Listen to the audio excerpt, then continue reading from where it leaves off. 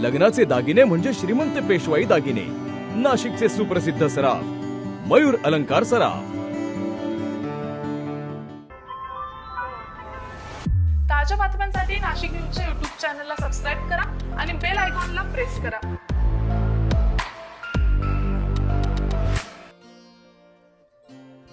संपूर्ण महाराष्ट्रात सध्या विधानसभा निवडणुकीचं वारं जोरदार वाहत आहे आणि त्या पार्श्वभूमीवर महाराष्ट्रात आता स्थिर सरकार यावं याकरता संत महंत देखील पुढाकार घेत आहेत।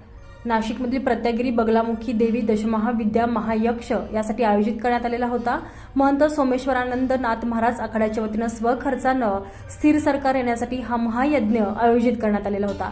शेतकऱ्यांच्या पाठीशी उभं राहणारं सरकार, तसंच जीएसटी कमी करणारं सरकार यावं, साधू संतांना योग्य सवलत मिळवून देणारं सरकार राज्यात यावं यासाठी हा महायज्ञ करण्यात आलेला होता।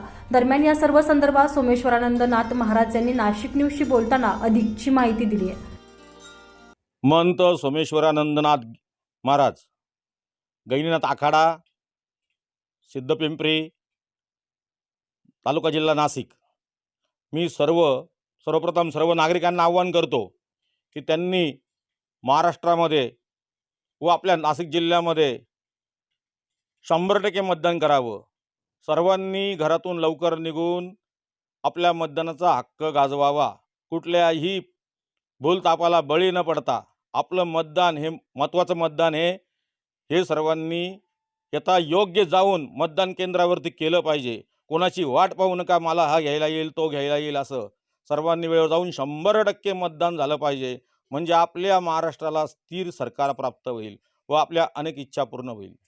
त्याचप्रमाणे या सर्व उमेदवार निवडून येण्याकरता आम्हाला बगलामुखी मातेने व आमच्या देवाने कौल दिलेला आहे। त्या निमित्ताने आम्ही या ठिकाणी दशमहाविद्या बगलामुखी प्रत्यांगिरा वाराही यज्ञाचं आयोजन केलेलं आहे। ते पण आमच्या स्वखर्चाने केलेलं आहे। कुठल्याही उमेदवाराकडनं आम्ही काही मागितलेलं नाही। मागच्याही पंचवार्षिक निवडणुकीला आम्ही आपल्या नाशिक जिल्ह्याच्या सर्व उमेदवारांसाठी काम केलं होतं। आम्ही त्यांच्याकडे गेलो नाही, मागितलं नाही, काही नाही, ते पण आमच्याकडे आले नाही। परंतु धार्मिक स्थळाला चांगली मदत करा हे सांगणं आहे सर्व साधू संतांचं। मदत करा, सर्वांसाठी धावून या, येणाऱ्या कुंभमेळ्यामध्ये मदत करा, सर्वांसाठी धावून जा, साधू संतांसाठी धावून जा, नाशिक शहराचा विकास करा। मी हे सांगेल या मतदारांना, प्रतिनिधींना की त्यांनी सर्व याचा विकास करावा, शेतकऱ्यांचं कल्याण करावं, शेतकऱ्यावर असलेला जीएसटी माफ करावा व आपल्याला स्थिर सरकार देऊन प्रत्येक धार्मिक कार्यामध्ये काहीतरी एक नियोजन करावं व त्यामुळे सर्वांना सोपं होऊन जाईल। त्याचप्रमाणे त्याची यादी माझ्याकडे आहे। त्यासाठी मला बगलामुखी हवन, त्यानंतर मी इथून यात्रा करणार आहे। त्या यात्रामध्ये या सर्व कौल घेऊन जाणार आहे आणि 21 ते 26 तारखेपर्यंत मी यात्रेमध्ये आहे। मला 20 तारखेला जायचं होतं, पण माझा मतदानाचा अधिकार मी गाजवून मी यात्रेला निघणार आहे।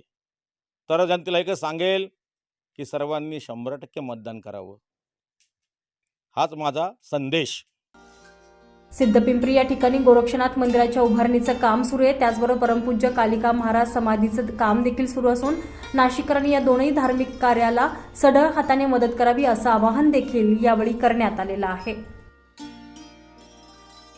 संजय परमार, नाशिक न्यूज, नाशिक।